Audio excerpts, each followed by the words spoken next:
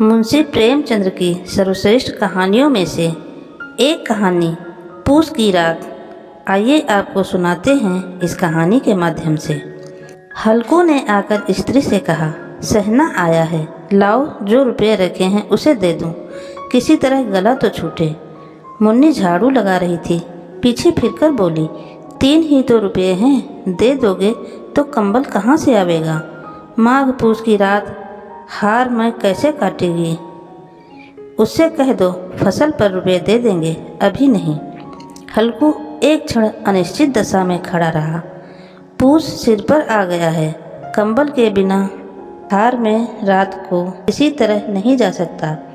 मगर सहना मानेगा नहीं, घुड़कियाँ जमाएगा, गालियाँ देगा, बला से जाड़ों मरेंगे, बला सिर से टल जाएगी। ये सोचता हुआ वह अपना भारी भरकम डील लिए हुए, जो उसके नाम को झूठ सिद्ध करता था, स्त्री के समीप आ गया और खुशामद करके बोला, ला दे दे, गला तो छूटे, कंबल के लिए कोई दूसरा उपाय सोचूंगा। मुन्नी उसके पास से दूर हट गई और आंखें तरेरती हुई बोली, कर चुके दूसरा उपाय, जरा सुनो कौन उपाय करोगे। कोई खैरात तो देगा नहीं, न जाने कितनी बाकी हैं जो किसी तरह चुकाने ही नहीं आती। मैं कहती हूँ तुम क्यों नहीं खेती छोड़ देते, मर मर काम करो, उपज हो तो बाकी दे दो। चलो छुट्टी हुई, बाकी चुकाने के लिए ही तो हमारा जन्म हुआ है, पेट के लिए मजूरी करो। ऐसी खेती से बाज आए, मैं रुपए न दूंगी। हल्कू उदास होकर बोला, तो क्या गाली खाऊं। मुन्नी ने तड़प कर कहा, गाली क्यों देगा, क्या उसका राज है। मगर यह कहने के साथ उसकी तनी हुई भौहें ढीली पड़ गई। हल्कू के उस वाक्य में जो कठोर सत्य था, वो मानो एक भीषण जंतु की भांति उसे घूर रहा था। उसने जाकर आले पर से रुपये निकाले और लाकर हल्कू के हाथ पर रख दिए।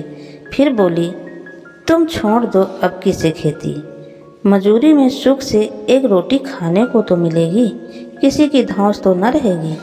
अच्छी खेती है, मजूरी करके लाओ, वह उसी में झोंक दो, उस पर से धौंस।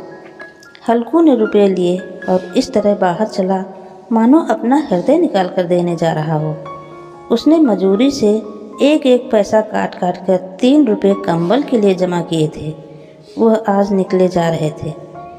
एक एक पग के साथ उसका मस्तक अपनी दीनता से के भार से दबा जा रहा था। पूस की अंधेरी रात, आकाश पर तारे ठिठुरते हुए मालूम होते थे। हल्कू अपने खेत के किनारे ऊख के पत्तों की एक छतरी के नीचे बांस के खटोले पर अपनी पुरानी गाढ़े की चादर ओढ़े कांप रहा था। खाट के नीचे उसका संगी कुत्ता जबरा पेट में मुंह डाले सर्दी से कूं कूं कर रहा था। 2 में से एक को भी नींद न आती थी। हल्कू ने घुटनियों को गर्दन में चिपकाते हुए कहा, क्यों जबरा, जाड़ा लगता है। कहता तो था घर में पुआल पर लेटा रहे, तो यहाँ क्या लेने आए थे। अब खाओ ठंड। मैं क्या करूँ, जानते थे मैं यहाँ हलवा पूरी खाने आ रहा हूँ। दौड़े दौड़े आगे आगे चले आए, अब रो नानी के नाम को। जबरा ने पड़े पड़े दुम हिलाई और अपनी कूं कूं को दीर्घ बनाता हुआ एक बार जम्हाई लेकर चुप हो गया। उसकी श्वास बुद्धि ने शायद ताड़ लिया, स्वामी को मेरी कूं कूं से नींद नहीं आ रही है। हल्कू ने हाथ निकालकर जबरा की ठंडी पीठ सहलाते हुए कहा, कल से मत आना मेरे साथ, नहीं तो ठंड हो जाओगे। ये राण पछुआ न जाने कहाँ से बर्फ़ लिए आ रही है। उठूं फिर एक चिलम भरूं, किसी तरह रात तो कटे। 8 चिलम तो पी चुका हूँ। यह खेती का मज़ा है। और एक एक भगवान ऐसे पड़े हैं जिनके पास जाड़ा जाए तो गर्मी से घबरा कर भागे। मोटे मोटे गद्दे, लिहाफ, कंबल। मजाल है कि जाड़े का गुजर हो जाए। तकदीर की खूबी है, मजूरी हम करें, मज़ा दूसरे लूटें। हल्कू उठा और गड्ढे में से जरा सी आग निकालकर चिलम भरी। जबरा भी उठ बैठा। हल्कू ने चिलम पीते हुए कहा, पिएगा क्या? चिलम पिएगा? जाड़ा तो क्या जाता है, जरा मन बहल जाता है। जबरा ने अपने मुंह की ओर प्रेम से छलकती हुई आंखों से देखा। हल्कू, आज और जाड़ा खा ले, कल से मैं यहाँ पुआल बिछा दूंगा, उसी में घुसकर बैठना, तब जाड़ा न लगेगा। जबरा ने अगले पंजे अपनी घुटनियों पर रख दिए और उसके मुंह के पास अपना मुंह ले गया। हल्कू को उसकी गर्म सांस लगी। चिलम पीकर हल्कू फिर लेटा और निश्चय करके लेटा कि चाहे कुछ भी हो, अब की सो जाऊंगा। पर एक ही क्षण में उसके हृदय में कंपन होने लगा। कभी इस करवट लेटता, कभी उस करवट, पर जाड़ा किसी पिशाच की भांति उसकी छाती को दबाए हुए था। जब किसी तरह न रहा गया तो उसने जबरा को धीरे से उठाया और उसके सिर को थपथपा कर उसे अपनी गोद में सुला लिया।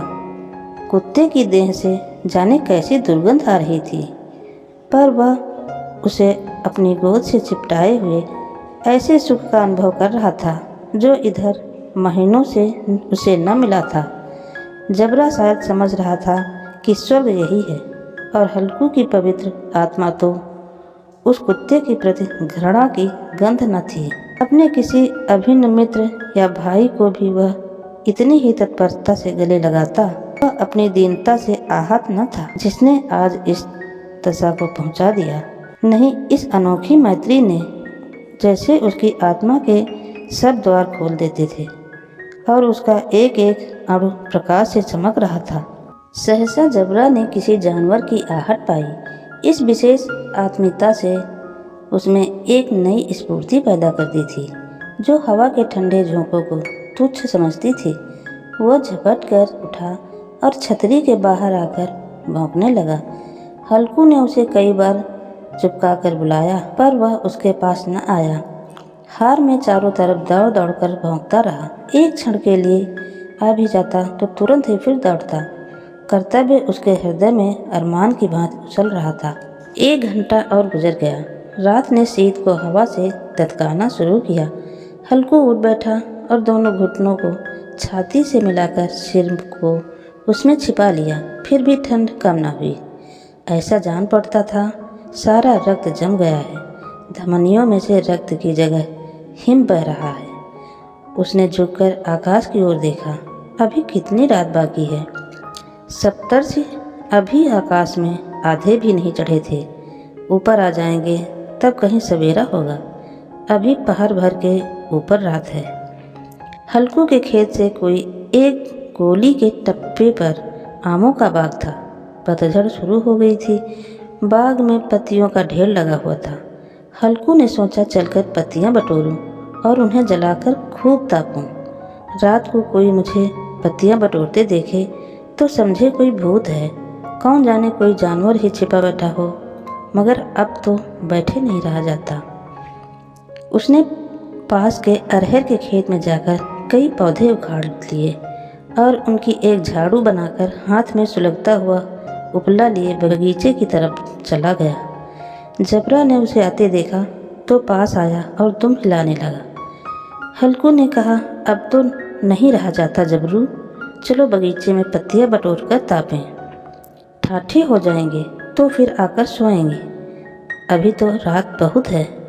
जबरा ने कूं कूं करके सहमति प्रकट की और आगे आगे बगीचे की ओर चला। बगीचे में खूब अंधेरा छाया हुआ था और अंधकार में निर्दय पवन पत्तियों को कुचलता हुआ चला जाता था। वृक्षों से ओस की बूंदें टप टप नीचे टपक रही थीं। एकाएक एक झोंका मेहंदी के फूलों की खुशबू लिए हुए आया। हल्कू ने कहा, कैसी अच्छी महक आई जबरू, तुम्हारी नाक में भी सुगंध आ रही है। जबरा को कहीं जमीन पर एक हड्डी पड़ी मिल गई। उसे वह निचोड़ रहा था। हल्कू ने आग जमीन पर रख दी और पत्तियां बटोरने लगा। जरा देर में पत्तियों का एक ढेर लग गया।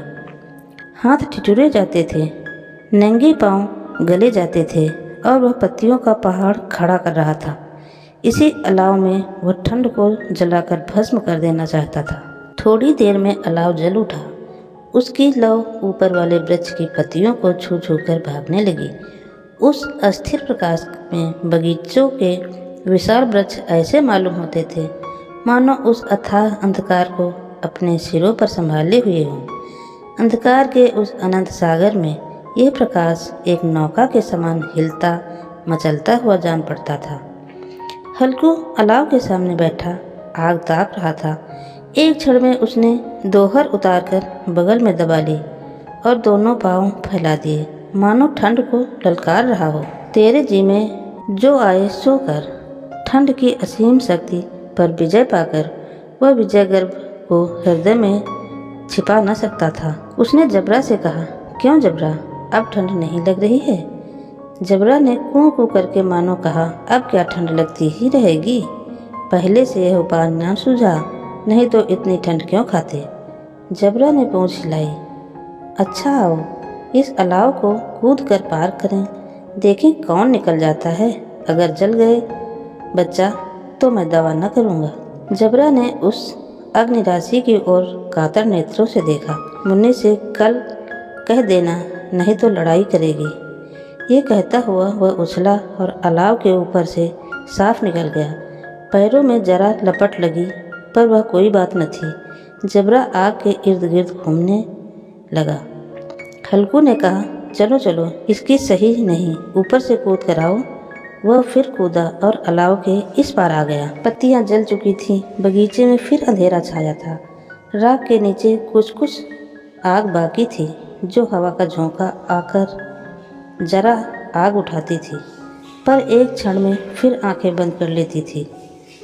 हल्कू ने फिर चादर ओढ़ ली और गर्म राख के पास बैठा हुआ एक गीत गुनगुनाने लगा।